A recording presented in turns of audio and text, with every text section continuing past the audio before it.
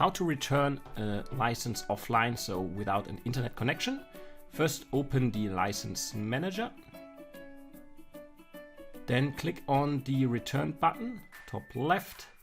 Then check the licenses that you want to return and go to the bottom left and hit generate offline request. That's going to create an XML file, store that on your hard drive, and then create a support ticket here under support.ecognition.com.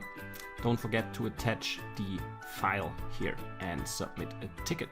And within one working day, you're gonna receive a response file which is needed to complete the return. Then open the license manager again, return, and process offline response. Choose that response XML file, open it, and then this license is returned. For the other one, simply exactly the same. In my case, I have two.